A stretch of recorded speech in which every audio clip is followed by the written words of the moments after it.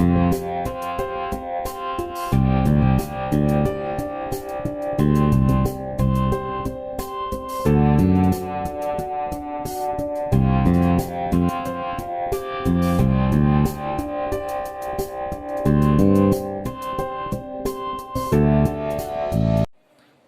मित्रांनो, स्वागत आहे आपलं ATNV ग्रुपमध्ये. तर सराव संच 2.4 नंतर पाहायचं आपल्याला वर्ग समीकरणाच्या मुळाचं स्वरूप. या अगोदर पाहिले आपण वर्ग समीकरण x वर्ग अधिक bx अधिक c बरोबर 0, जे वर्ग समीकरणात सामान्य रूप आहे. तर या वर्ग समीकरणाची मुळे x बरोबर ऋण b धन ऋण वर्गमुळात b वर्ग वजा 4ac छेद 2a अशी असतात.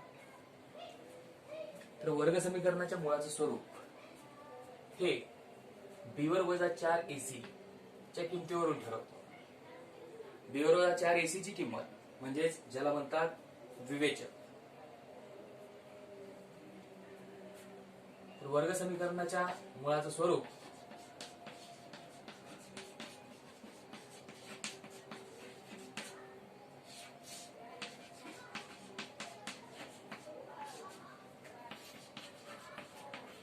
हे b वर्ग वजा 4ac च्या किमतीवरून आपण ठरवतो.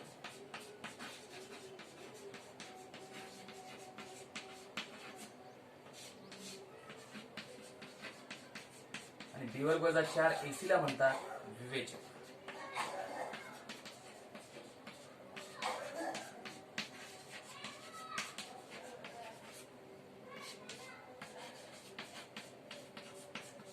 विवेचक हा डेल्टाने दर्शवतो.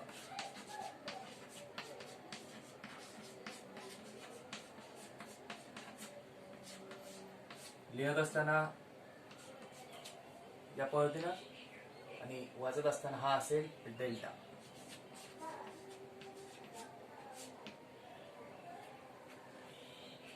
तर वर्ग समीकरणाची मुळे ही b वर्ग वजा 4ac च्या किमतीवरून ठरवली जातात, ज्याला आपण विवेचक म्हणतो, जो डेल्टाने दर्शवतो.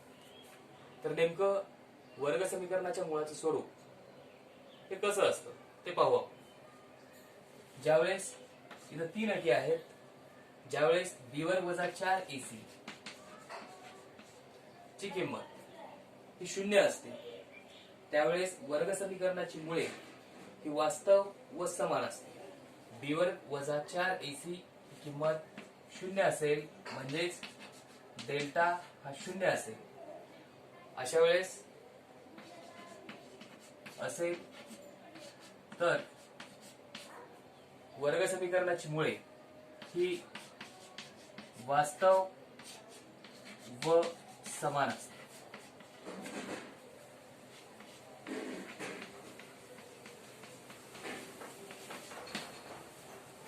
दुसरी अट, ज्यावेळेस b वर्ग वजा 4ac हा 0 पेक्षा मोठा असेल, 0 पेक्षा मोठा संख्या, याचा अर्थ कोणती जर धन संख्या ही b वर्ग वजा 4ac ची किंमत येईल म्हणजेच डेल्टा हा 0 पेक्षा मोठा असेल, तर वर्ग समीकरणाची मुळे ही वास्तव व असमान असतात. डेल्टा हा 0 पेक्षा मोठा असेल तर वर्ग समीकरणाची मुळे ही वास्तव व असमान असतात.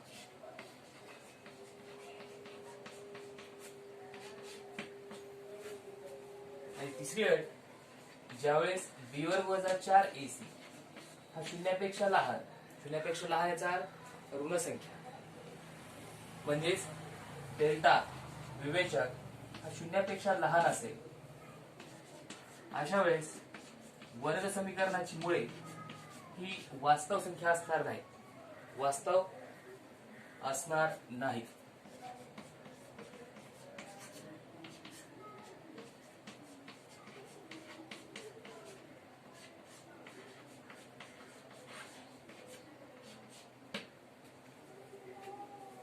तर या 3 अटीचा वापर करून आपल्याला वर्ग समीकरणाच्या मुळाचं स्वरूप ठरवता येईल. b वर्ग वजा 4ac शून्य असेल, विवेचक शून्य मिळाला, अशा वेळेस मुळे वास्तव व समान असतात. बी वर्ग वजा 4ac शून्यापेक्षा मोठा धन संख्या आला. डेल्टा शून्यापेक्षा मोठा असेल, अशा वेळेस वर्ग समीकरणाची मुळे वास्तव व असमान असतात. आणि बी वर्ग वजा 4ac शून्यापेक्षा लहान, याचा अर्थ डेल्टा शून्यापेक्षा लहान, विवेचक शून्यापेक्षा लहान, अशा वेळेस वर्ग समीकरणाची मुळे ही वास्तव संख्या असणार नाही. तर या तिन्ही अटी आपल्याला वर्ग समीकरणाची मुळे त्यांचं स्वरूप ठरवण्यासाठी लक्षात ठेवायचे आहे. या पुढचा भाग आहे वर्ग समीकरणाची मुळे आणि सहगुणक यांच्यामधील संबंध. आपल्याला माहिती आहे, जर वर्ग समीकरण x वर्ग अधिक bx अधिक c बरोबर 0 या वर्ग समीकरणाची अल्फा आणि बीटा ही मुळे असतील, तर पहिलं मूळ अल्फा मिळेल ऋण b अधिक वर्गमुळात b वर्ग वजा 4ac छेद 2a आणि दुसरं मूळ बीटा मिळेल ऋण b वजा वर्गमुळात b वर्ग वजा 4ac छेद 2a. कुठल्याही वर्ग समीकरणाची दोन मुळं असतात. आपण गृहीत धरली अल्फा आणि बीटा. अल्फा हे मूळ मिळेल ऋण b अधिक वर्गमुळात b वर्ग वजा 4ac छेद 2a आणि दुसरं मूळ बीटा मिळेल ऋण b वजा वर्गमुळात b वर्ग वजा 4ac छेद 2a पासून. आपल्याला पाहायचं आहे वर्ग समीकरणाची मुळं अल्फा आणि बीटा, सहगुणक a, b आणि c यांच्यामध्ये असलेला संबंध. ज्यावेळेस हा संबंध आपण पाहतो त्यावेळेस दोन पद्धतीने हा संबंध पाहायचा आहे. एक बेरीज स्वरूपात आणि दुसरा गुणाकार स्वरूपात. ज्यावेळेस तुम्ही या दोन मुळांची बेरीज कराल म्हणजे पहिला संबंध मुळांची बेरीज,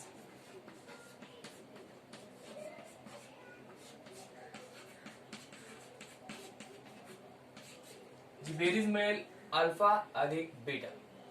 पहिलं मूळ अल्फा, दुसरं मूळ बीटा, ही बेरीज अल्फा अधिक बीटा. ज्यावेळेस तुम्ही अल्फा आणि बीटाच्या किमतीची बेरीज कराल त्यावेळेस तुम्हाला मुळांच्या बेरजेमध्ये आणि सहगुणकामध्ये संबंध मिळेल ऋण b छेद a. या दोन बाजूची बेरीज केली असता मिळेल तुम्हाला ऋण b छेद a. आणि दुसरा संबंध आहे मुळांचा गुणाकार.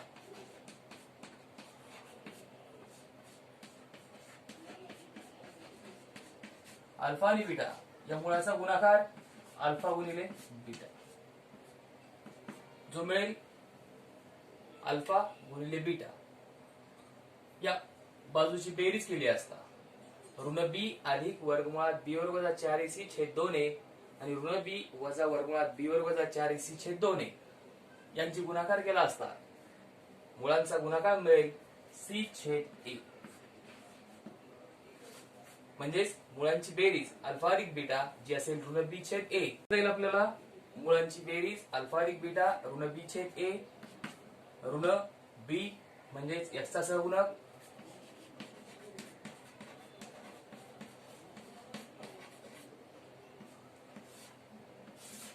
आणि a हा x वर्ग चा सहगुणक.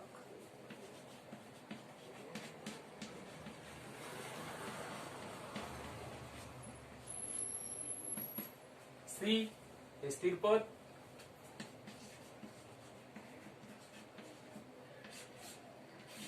आणि a हे पुन्हा x वर्ग चा सहगुणक.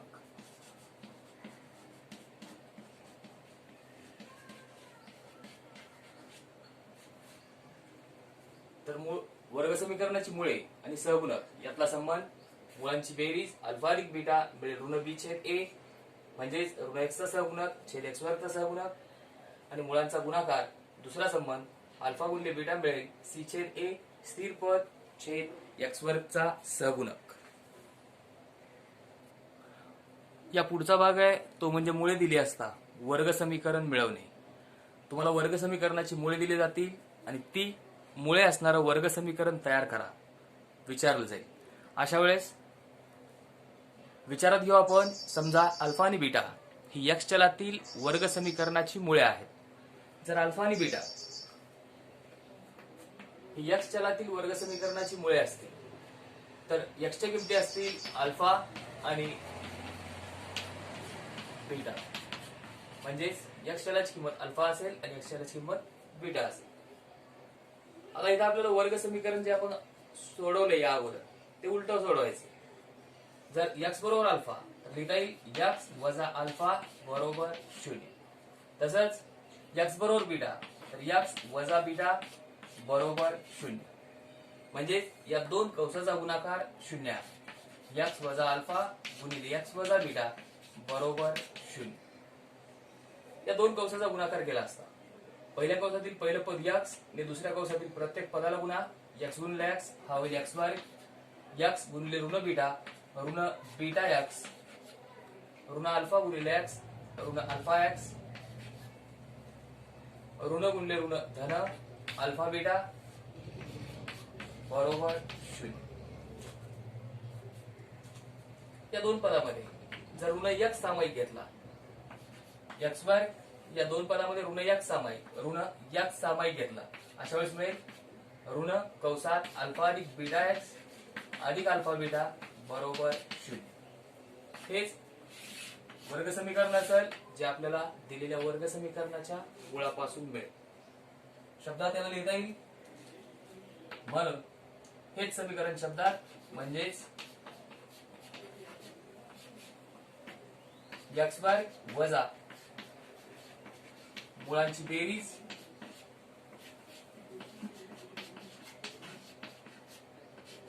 गुणिले एक्स अधिक मुळांचा गुणाकार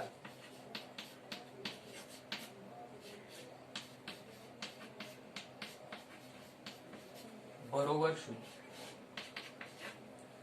एक्स वर्ग वजा मुळांची बेरीज गुणिले एक्स अधिक मुळांचा गुणाकार बरोबर 0. तर या पद्धतीने आपल्याला मुळ दिली असता ते वर्ग. या पुढे पाहायचं आपल्याला सराव संच 2.5 मध्ये प्रश्न पहिला दिला आपल्याला जो कृतीयुक्त आहे. खालील रिकाम्या चौकटी भरा. यामध्ये पहिला उपप्रश्न आहे. वर्ग समीकरण दिले आपल्याला एक्स वर्ग अधिक बी एक्स अधिक सी बरोबर 0.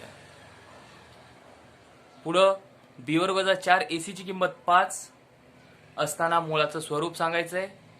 तसंच बी वर्ग वजा 4ac ची किंमत ऋण 5 असताना मुळाचं स्वरूप सांगायचं. बी वर्ग वजा 4ac 5 असताना मुळाचं स्वरूप, बी वर्ग वजा 4ac ऋण 5 असताना मुळाचं स्वरूप. म्हणजेच वर्ग समीकरणाच्या मुळाचं स्वरूप ठरवण्यासाठी आपल्याला त्या तीन अटीचा विचार करावा लागेल. ज्यावेळेस बी वर्ग वजा 4ac हा 0 असतो अशा वेळेस वर्ग समीकरणाची मुळे वास्तव व समान असतात. ज्यावेळेस बी वर्ग वजा 4ac 0पेक्षा मोठा धनसंख्या येईल अशा वेळेस वर्ग समीकरणाची मुळे वास्तव व असमान असतात. आणि ज्यावेळेस वर्ग समीकरणाची मुळे ही बी वर्ग वजा 4ac ची किंमत ही 0पेक्षा कमी असेल, ऋण संख्या असेल, अशा वेळेस वर्ग समीकरणाची मुळे वास्तव संख्या असणार नाही. पहिली बी वर्ग वजा 4ac ची किंमत विचारात घ्या. 5 ही संख्या 0पेक्षा मोठी आहे. म्हणजेच बी वर्ग वजा 4ac 0पेक्षा मोठा असेल अशा वेळेस त्या वर्ग समीकरणाची मुळे वास्तव व असमान असते.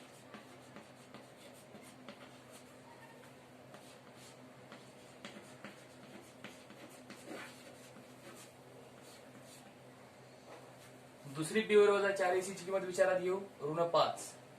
याचा अर्थ बी वर्ग वजा 4ac हा 0पेक्षा लहान आहे. जी ऋण संख्या असल्यामुळे 0पेक्षा लहान. अशा वेळेस त्या वर्ग समीकरणाच्या मुळाचं स्वरूप असतं वास्तव असणार नाही.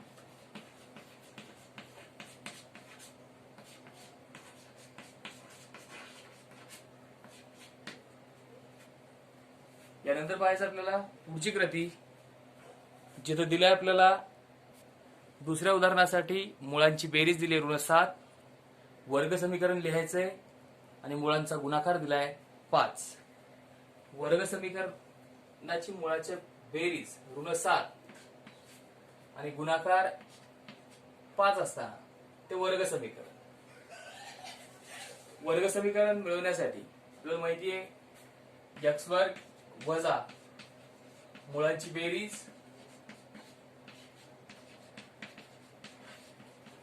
गुणिले x अधिक मुळांचा गुणाकार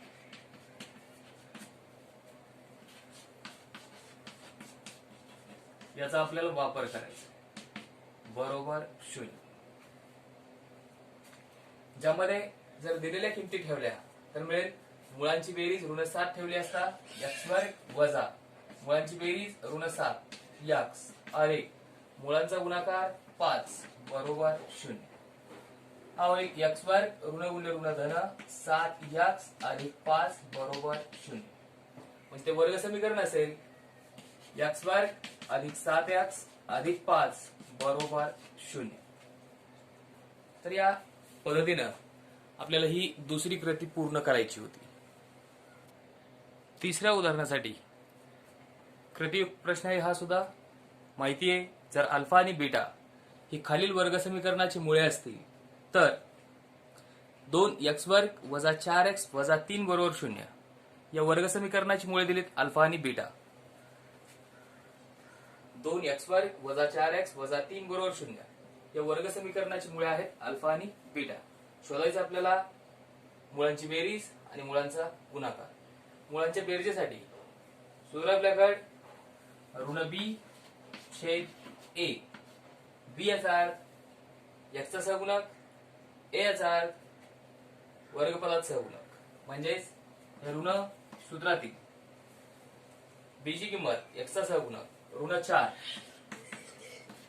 छेद a ची किंमत वर्गपदाचा सहगुणक 2 अंशात ऋण ऋण धन 4 छेद 2 दोन्ही भाग जाईल बे बे दोन्ही 4 म्हणजे अल्फा अधिक बीटा मिळेल 2. तसंच अल्फा गुणिले बीटा मुळांचा गुणाकार ज्यासाठी सूत्र आपल्याकडे c छेद a c स्थिर पद वर्ग समीकरणात आहे ऋण 3 a वर्गपदाचा सहगुणक 2 म्हणजेच ऋण 3 छेद 2 हा मिळेल अल्फा गुणिले बीटा. तर या प्रश्नासाठी मुळांची बेरीज मिळाली 2 आणि मुळांचा गुणाकार मिळाला ऋण 3 छेद 2. दुसरा प्रश्न आहे खालील वर्ग समीकरणासाठी विवेचकाची किंमत काढा. विवेचक b वर्ग वजा 4ac डेल्टा आपल्याला शोधायचं आहे. विवेचक शोधण्यासाठी आवश्यकता आहे आपल्याला a b आणि c च्या किमतीची. त्यामुळे समीकरणाची तुलना करा. सामान्य रूपासोबत abc च्या किमती माहित करून घ्या. x वर्ग अधिक 7x वजा 1 बरोबर 0 ची तुलना ax वर्ग अधिक bx अधिक c बरोबर 0 सोबत करू.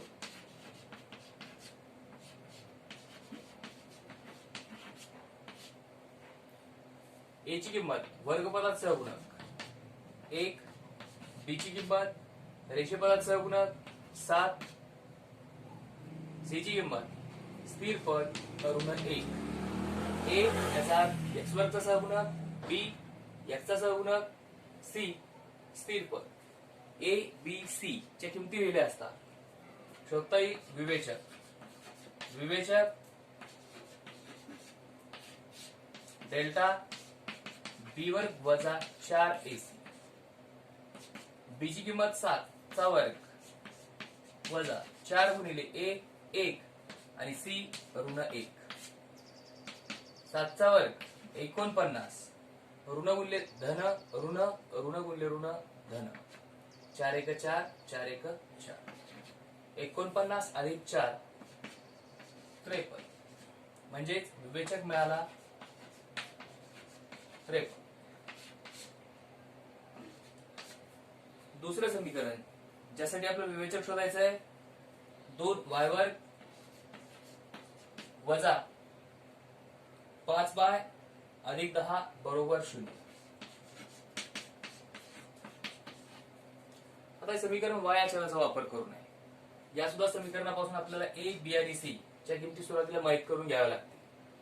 तर तुलना करा 2y वर्ग वजा 5y अधिक 10 बरोबर 0 ची तुलना y या चलाचा वापर करून सामान्य रूप ay वर्ग अधिक by अधिक c बरोबर 0 सोबत करतो.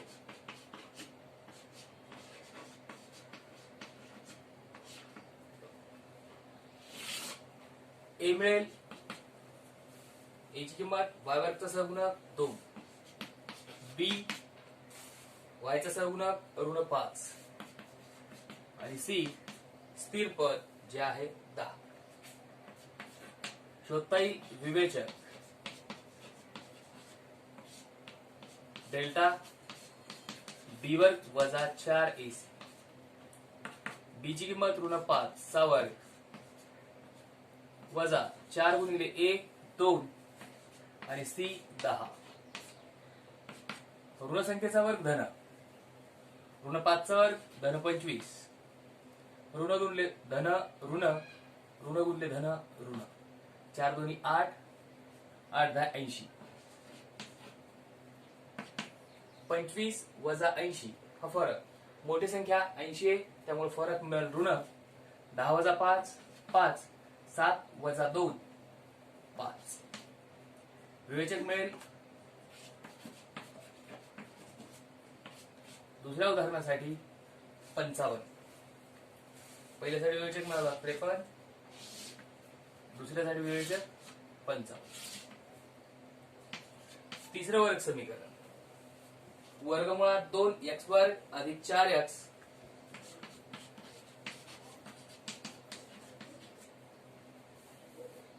अधिक 2 वर्गमुळात 2 बरोबर 0. तर या सुद्धा वर्ग समीकरणासाठी विवेचक शोधत असताना किमती माहित करून घ्याव्या लागतील a, b आणि c च्या. याच्या चलात वर्ग समीकरण दिले त्यामुळे तुलना करा. वर्गमुळात 2x वर्ग अधिक 4x अधिक 2 वर्गमुळात 2 बरोबर 0 ची तुलना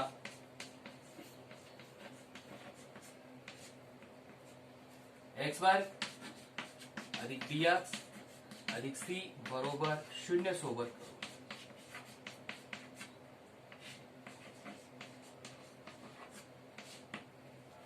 a मिळेल वर्गफळाचा सहगुणक x वर्गचा सहगुणक वर्गमुळात 2, b x चा सहगुणक 4, c स्थिर पद 2 वर्गमुळात.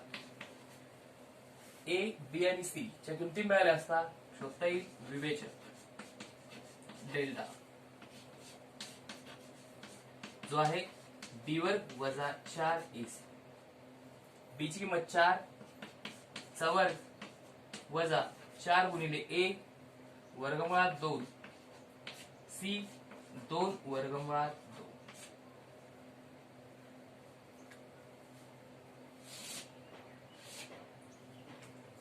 डेल्टा बरोबर 4 चा वर्ग 16 ऋण गुणिले धन ऋण, ऋण गुणिले धन ऋण, 4 दोन्ही 8 आणि वर्गमुळात 2 वर्गमुळात 2 हा गुणाकार होईल 2 म्हणजे 4 दोन्ही 8 8 दोन्ही 16 म्हणजेच हा फरक मिळेल 0. तिसऱ्या उदाहरणासाठी विवेचक मिळाला 0. तर या पद्धतीने आपल्याला दिलेल्या वर्ग समीकरणासाठी विवेचकाच्या किमती शोधायच्या आहेत.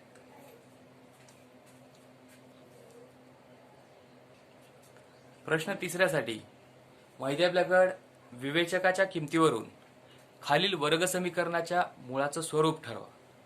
अगोदर शोधून घ्यायचं विवेचकाची किंमत आणि नंतर विवेचकाच्या किमतीवरून आपल्याला वर्ग समीकरणाच्या मुळाचं स्वरूप ठरवता येईल. तर विवेचक शोधण्यासाठी पहिलं वर्ग समीकरण आहे x वर्ग वजा 4x अधिक 4 बरोबर 0. समीकरण सामान्य रूपात आहे x वर्ग वजा 4x अधिक 4 बरोबर 0. तर या समीकरणाची तुलना करून घ्या. x वर्ग अधिक bx अधिक c बरोबर 0 सोबत करू.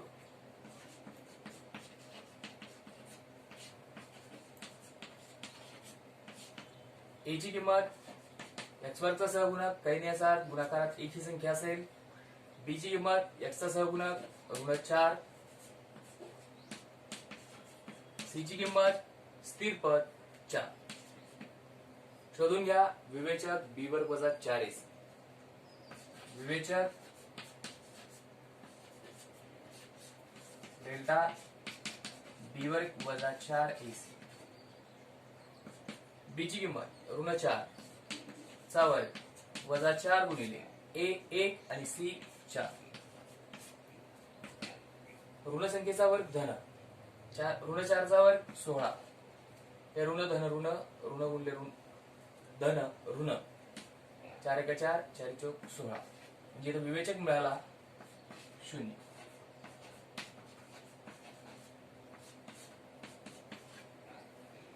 विवेचकाची किंमत जर 0 असेल अशा वेळेस वर्ग समीकरणाची मुळे ही वास्तव व समान असते. म्हणून दिलेल्या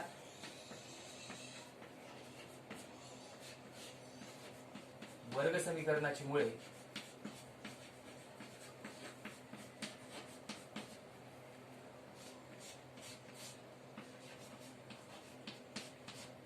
वास्तव व समान असते.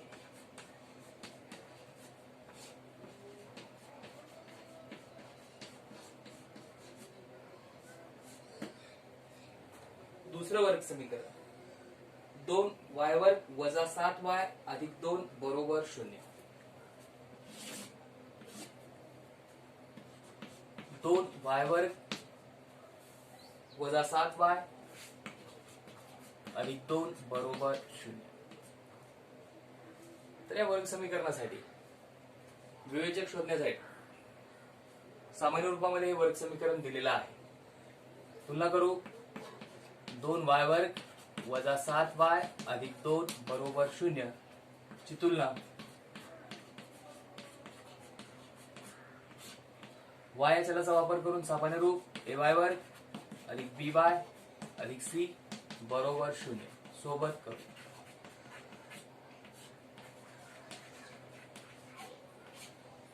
a मिळेल y वर्गचा सहगुणक 2, b y चा सहगुणक ऋण 7, c 2. विवेचक शोधून घ्या. विवेचक डेल्टा बरोबर बी वर्ग वजा 4ac. बी ची किंमत ऋण 7 चा वर्ग वजा 4 गुणिले a 2 आणि c 2. बी ची किंमत ऋण 7, सी ची a ची किंमत 2 आणि c ची किंमत 2 ठेवली असता ऋण 7 चा वर्ग ऋण संख्येचा वर्ग धन ऋण 7 चा वर्ग 49 ऋण धन ऋण ऋण धन ऋण. चिन्हाचा गुणाकार सुरुवातीला करून घ्या. 4 दोन्ही 8 8 दोन्ही 16. फरक मिळेल 9 वजा 6 3 4 वजा 1 3. विवेचक मिळाला 33. जर डेल्टा हा 33 आहे म्हणजे शून्यापेक्षा मोठा आहे. जर विवेचक शून्यापेक्षा मोठा असेल धनसंख्या असेल अशा वेळेस दिलेल्या वर्ग समीकरणाची मुळे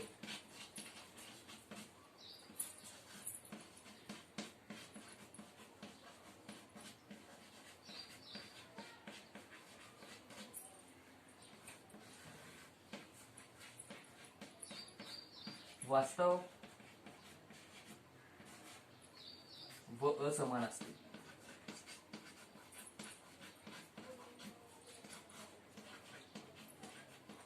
कारण इथं विवेचक डेल्टा हा 33 आहे शून्यापेक्षा मोठा आहे.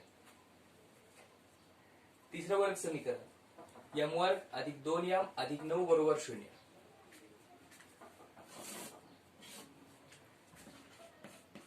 m वर्ग अधिक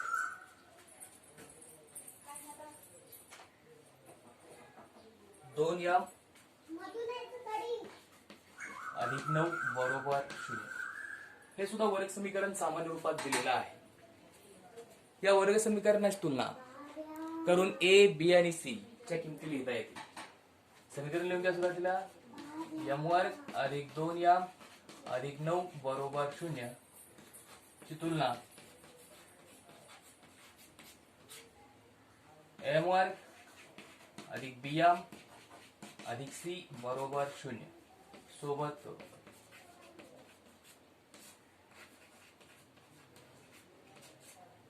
a मिळेल यम वर्गचा सहगुणक गुणाकारात काही संख्या नाही ती असेल 1, b ची किंमत m चा सहगुणक 2 आणि c ची किंमत स्थिर पद जे आहे 9.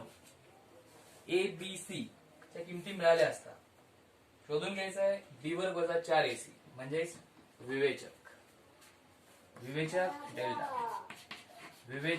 डेल्टा बरोबर b वर्ग वजा 4ac b ची किंमत 2 चा वर्ग वजा 4 गुणिले a 1 आणि c 9 2 चा वर्ग 4 वजा ऋण धन ऋण ऋण धन ऋण 4 1 4 4 9 36 4 वजा 36 36 ही संख्या मोठी आहे 4 पेक्षा येणारा फरक ऋण असेल 36 वजा 4 32. इथं विवेचक मिळाला डेल्टा हा ऋण 32 इथं डेल्टा हा शून्यापेक्षा लहान कारण ही ऋण संख्या आहे. म्हणून वर्ग समीकरणाची मुळे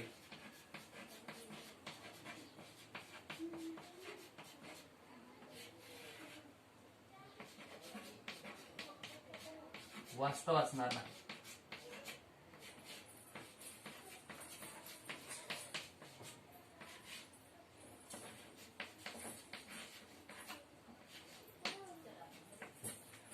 तर या पद्धतीने आपल्याला वर्ग समीकरण दिलं जाईल आणि विवेचकाच्या किमतीवरून त्या वर्ग समीकरणाच्या मुळाचं स्वरूप ठरवायचं आहे.